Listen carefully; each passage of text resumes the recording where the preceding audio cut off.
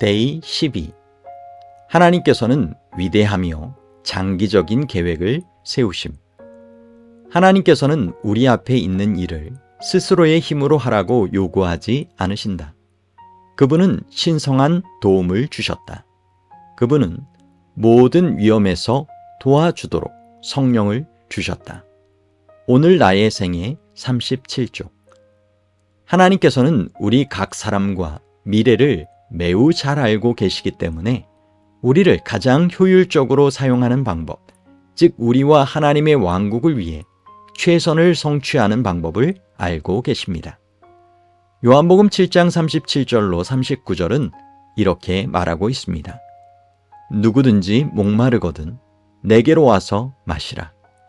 나를 믿는 자는 성경의 이름과 같이 여기서 첫 번째 사업, 곧 우리의 새로운 삶에 대해 이야기합니다. 그 배에서 생수의 강이 흘러나오리라 하시니 이는 그를 믿는 자들이 받을 성령을 가리켜 말씀하신 것이라. 이것이 하나님께서 우리를 통해 하시고자 하시는 두 번째 일과 관련이 있습니다. 이 성경 본문은 다음을 의미합니다. 매일 예수님과 함께 우리의 갈증과 욕망을 해결한다면 우리 자신을 위한 생수가 충분할 뿐만 아니라 주님께서는 우리 안에서 이 생수를 몇 배로 늘려서 하나의 샘으로 만드실 것입니다. 그렇게 함으로써 살아있는 물의 강이 우리로부터 다른 사람에게로 흐를 수 있습니다. 이것은 얼마나 놀라운 약속인가요? 하나님께서 우리에게 맡기신 일들로 우리가 주위에 얼마나 큰 영향을 미칠 수 있는지 알게 될 것입니다. 임무들이 우리가 어느 정도까지 주위에 영향을 미칠 수 있는지를 결정할 것입니다. 혼자의 힘으로만 사는 사람은 없기 때문에 우리의 행동은 자신뿐만 아니라 우리 주위에도 영향을 미칩니다. 그리고 때로는 한 사람의 영향력이 지구 끝까지 미치기도 합니다. 만일 우리가 하나님과 친밀한 관계를 맺게 된다면 하나님께서는 우리를 통해 위대한 일을 하고자 하시며 또한 하실 수 있습니다. 주께 아무것도 남기지 않고 봉사를 위해 자신을 바치는 모든 자에게는 무수한 결과를 얻기 위한 힘이 주어진다. 교회 증언 7권 30쪽.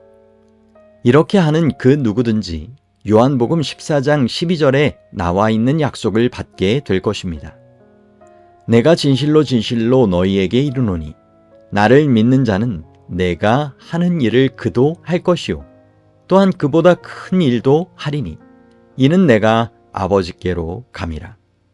여기서 더 큰 일들이라는 표현은 공간적 확장을 의미합니다.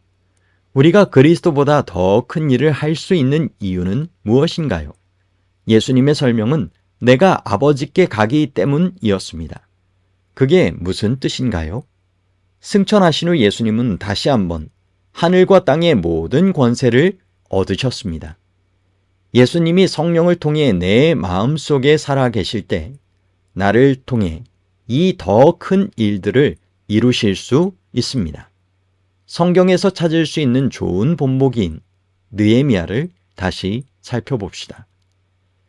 예루살렘의 성벽을 재건하는 것이 느헤미야의 생각이었나요? 멀리 떨어진 페르시아에서 높은 직책을 맡고 있었던 건축 전문가도 아니었던 느헤미야가 예루살렘 성벽을 재건하게 된 동기는 무엇인가요? 느헤미야 2장 12절에는 이렇게 나와 있습니다. 내 하나님께서 예루살렘을 위해 무엇을 할 것인지 내 마음에 주신 것. 엘렌 화이트 주석.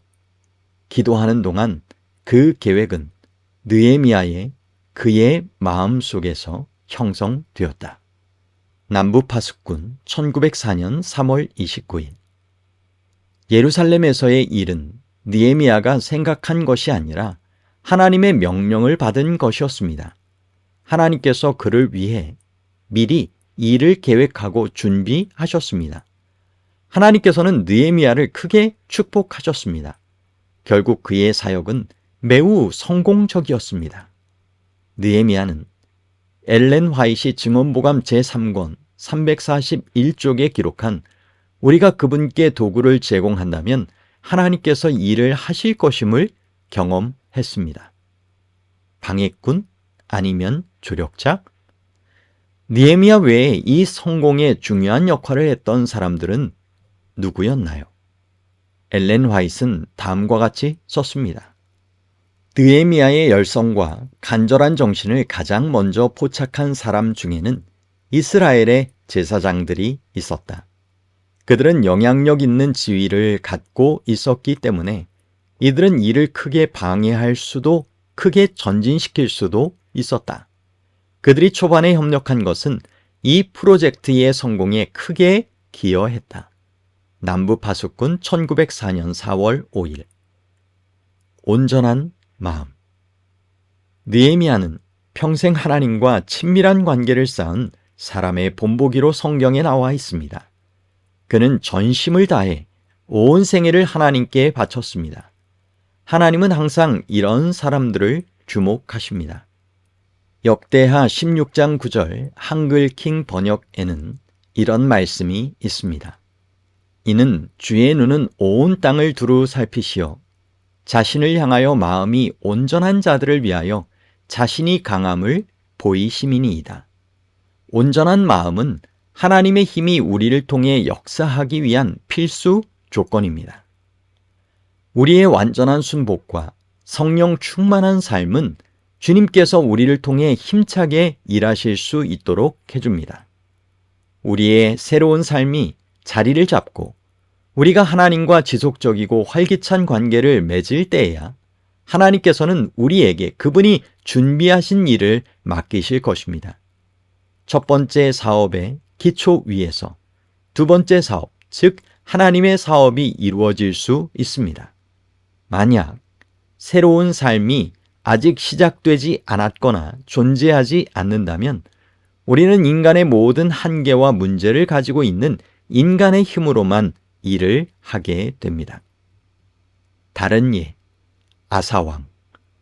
아사는 인생의 대부분을 하나님을 믿고 그분의 인도하심에 순종하였지만 인생의 마지막에 이르러는 자기 고집대로 했습니다.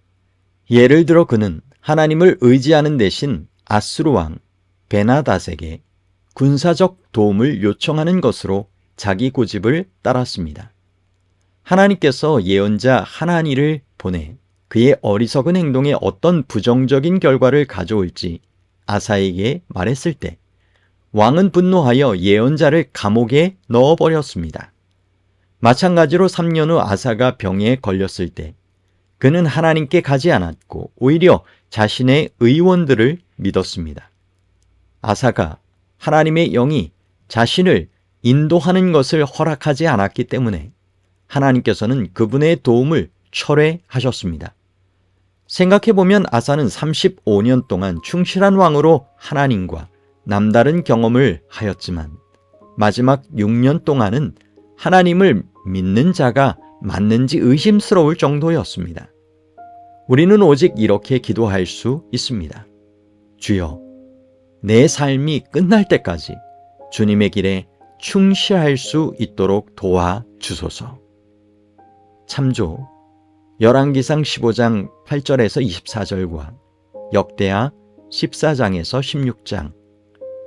성경은 사탄에 대해 다음과 같이 말합니다. 온 천하를 꿰는 자라. 요한계시록 12장 9절 말씀. 그러므로 사도 바울은 우리에게 말하기를 그런즉 선줄로 생각하는 자는 넘어질까 조심하라. 고린도전서 10장 12절 말씀. 이제 우리 스스로를 보호하고 경각심을 가지기 위해 재림교회 역사에서 또 하나의 예를 찾고자 합니다. 내가 여전히 주님의 일을 하고 있지만 한 발 한 발 믿음에서 벗어나게 될 때 이는 하나님의 사업에 어떤 영향을 끼치나요? 이제 우리 스스로 다음과 같이 물어봅시다. 하나님을 위해 일하는 사람이 더 이상 성령께 이끌리지 않을 수 있다는 것이 과연 가능한가요?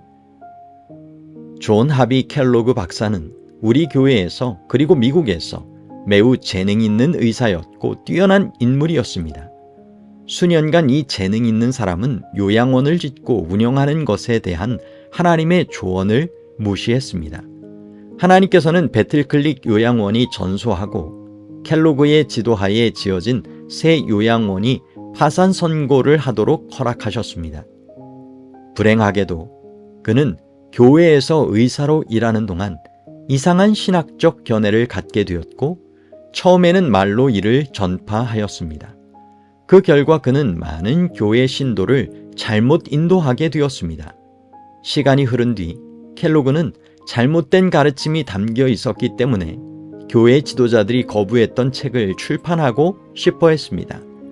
이후 켈로그는 자신의 비용으로 책을 인쇄하기로 결정했습니다. 그는 한동안 외부인들을 위해 인쇄해온 우리 교단 출판사 리뷰&드 헤럴드에 5,000부를 주문했습니다.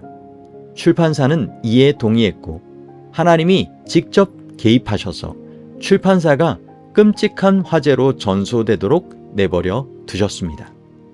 그 결과 켈로그는 원고를 외부 출판사로 보내서 인쇄하도록 했습니다. 켈로그가 마침내 스스로 교회를 떠날 때까지 하나님의 사업에 특히 젊은이들에게 얼마나 많은 피해를 주었는지는 영원히 기억될 것입니다. 이 경우 우리는 그가 자신의 힘으로 하나님을 위해 일했는지 아니면 하나님께서 그를 통해 일하실 수 있었는지 물을 필요도 없습니다.